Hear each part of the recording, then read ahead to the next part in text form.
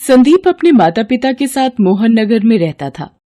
संदीप के पिता हरिराम एक होटल में बर्तन धोने का काम करते थे।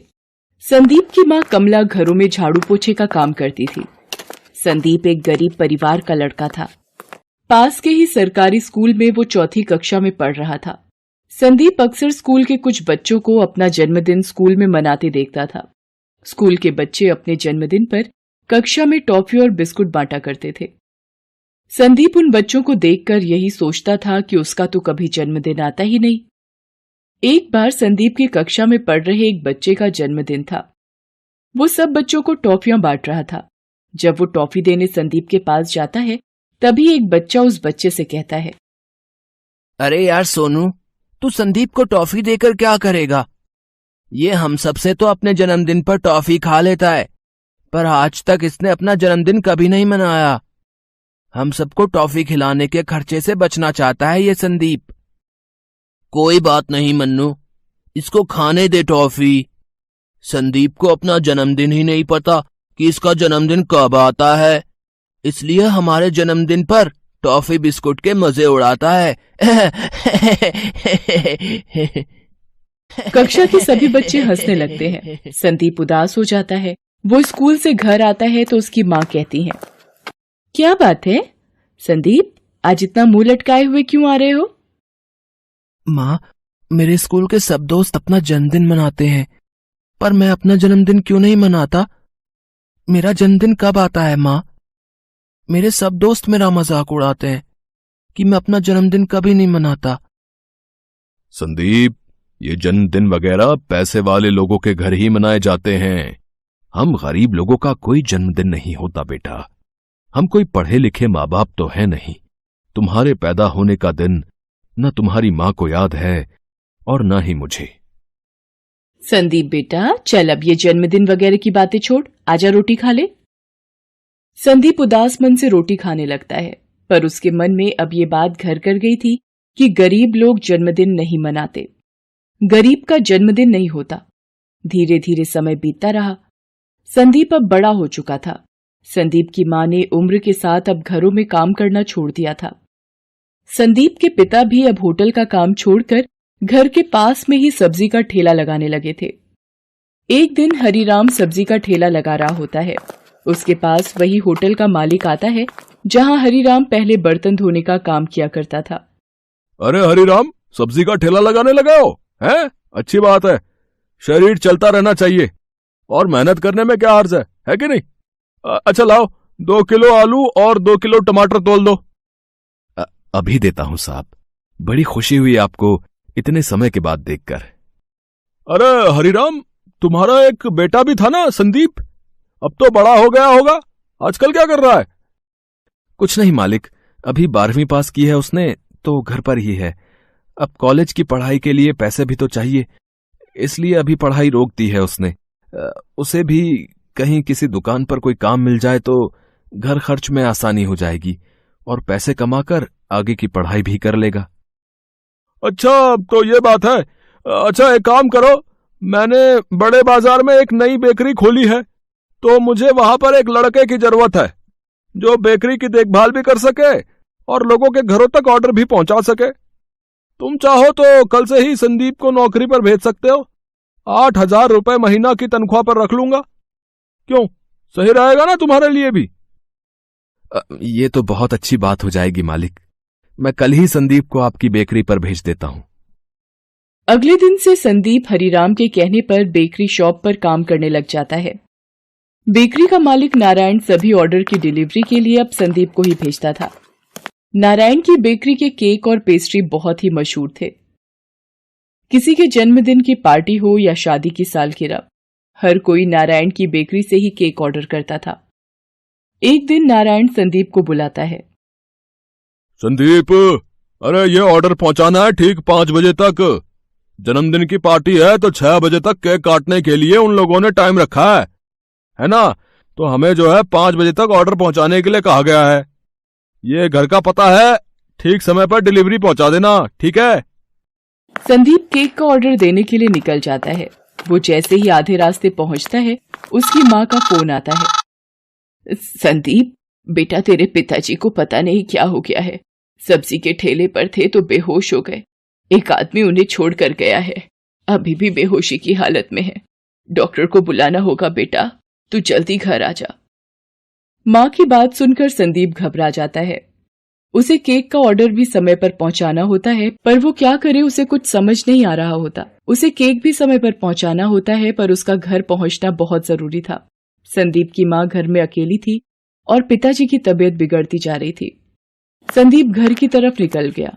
संदीप सीधा डॉक्टर को लेता हुआ ही घर गया।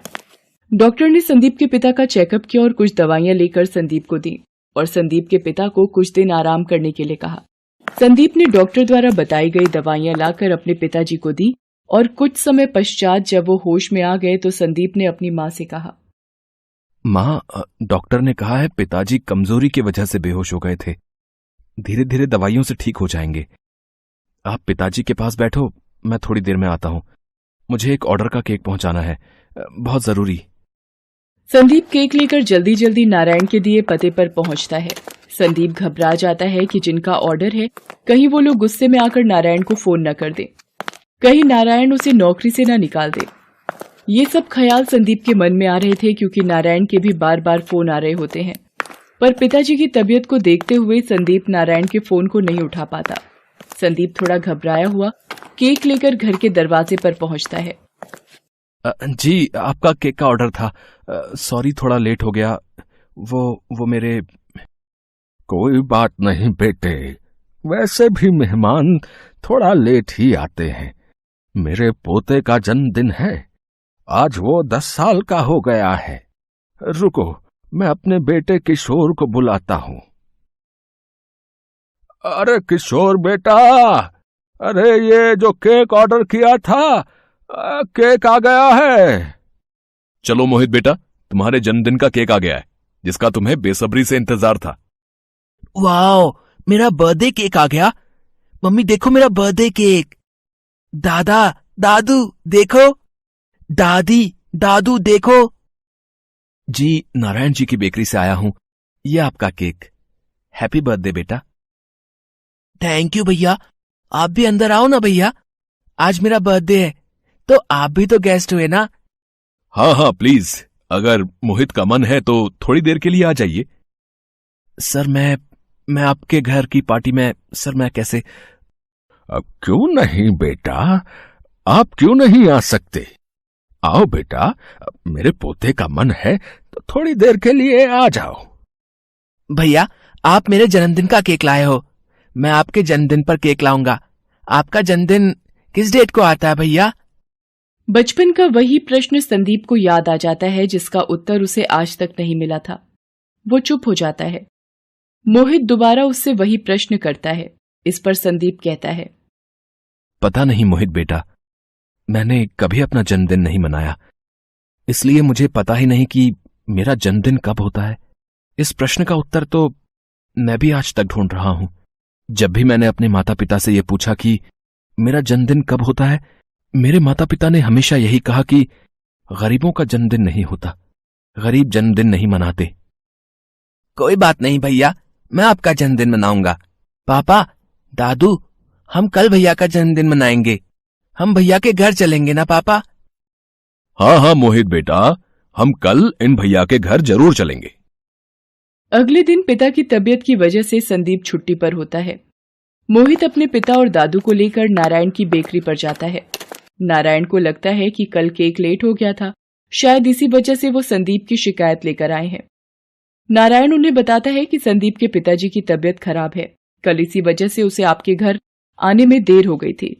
जब वो उनके घर केक देने जा रहा था तो रास्ते में ही उसकी माँ का फोन आ गया था कि उसके पिताजी की तबीयत अचानक खराब हो गई है, इसी वजह से उसे केक देने में देरी हो गई। मोहित के पिता और दादू नारायण को बताते हैं कि पार्टी शुरू होने से पहले ही संदीप केक ले आया था। संदीप ने अपनी जिम्मेदारी पूरी तरह निभाई है। वो नारायण से संदीप के घर का पता पूछते हैं और एक बढ़िया सा केक भी खरीदते हैं। वो संदीप के घर पहुंचते हैं। संदीप मोहित और उसके पापा व दादू को देखकर हैरान रह जाता है। वो अपने माता पिता से उन्हें मिलवाता है। संदीप भैया, हैप्पी बर्थडे। ये लो आपका बर्थडे केक। कल आप मेरे बर्थडे पर आए थे, आज मैं आपके बर्थडे पर आया हूँ। आओ संदीप भैया केक काटते हैं।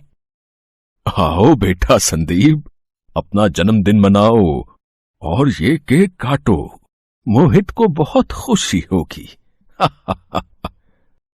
और बेटा, आज के बाद कभी भी ये मत कहना कि आप गरीब हो बेटा, ठीक है? मन से अमीर होना चाहिए, दिल का अच्छा होना चाहिए, मनुष्य का मन साफ होना चाहिए, तो वो अपने ही आप अमीर हो जाता है। सब मिलकर संदीप का जन्मदिन मनाते हैं। संदीप और उसके माता पिता बहुत खुश होते हैं। संदीप की आंखें खुशी के आंसुओं से भर जाती हैं। थोड़ी सी खुशी भी किसी इंसान के जीवन को ढेर सारी खुशियों से भर देती है। इंसान छोटा या बड़ा नहीं होता, उसके कर्म उसे बड़ा बनाते हैं और ईश्वर की धरती पर नेक इंसान भी हैं। ये साबित करके एक अमीर गरीब का जन्मदिन खुशियों से भर देता है।